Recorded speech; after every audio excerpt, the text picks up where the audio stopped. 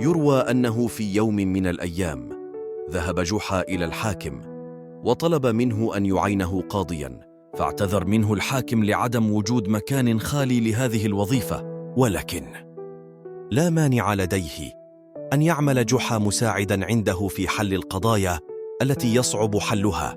وأشار الحاكم بيده إلى غرفة بجواره قائلاً: هذه هي غرفتك يا جحا. دخل جحا إلى الغرفة وجلس في زاوية منها، ووضع بها صندوق جعل عليه أدوات كتابية وأوراق كثيرة، وثابر على الحضور كل يوم. ذات يوم من الأيام أتى رجل إلى المحكمة ممسكا بخصمه وهو يصيح بصوت عالي، وقال للحاكم منفعلا: يا سيدي، هذا الرجل لا يعطيني حقي.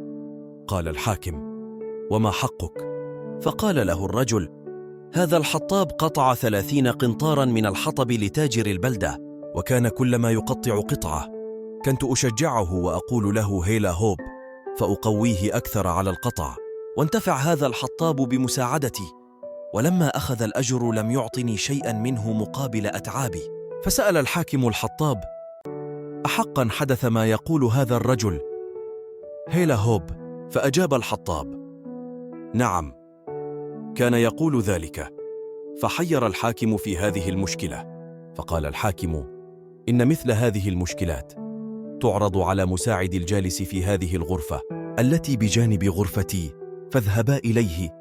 فذهب الرجلان لجحا الذي كان جالسا في الغرفة المجاورة، بينما وقف الحاكم خلف الباب يستمع إلى ما يسفر عنه حكم جحا. فسمع جحا مقدمات الشكوى، ثم التفت إلى صاحب الشكوى ونظر إليه، ثم قال له: لك الحق فيما طلبت، وإلا ما معنى أن تقعد أمامه وتتعب كل هذا التعب وهو يأخذ الأجر كله؟ قال الحطاب: يا سيدي، أنا قطعت الحطب كله وهو يتفرج علي، فأي حق له في الأجر؟ فقال له جحا بحزم: اسكت، فإن عقلك لا يدرك هذا. وطلب منه أن يسلمه كل الدراهم، فأخذ جحا كل الدراهم من قاطع الحطب وأخذ يعدها، وقد رفع يده لتحدث الدراهم عند وضعها رنينا مسموعا. ولما أتم عد الدراهم قال للحطاب: خذ دراهمك. ثم التفت إلى الرجل الآخر قائلا: وخذ أنت صوتها. وهذه تكون نهاية قصة أجرك صوت الدراهم، وهي من سلسلة نوادر جحا.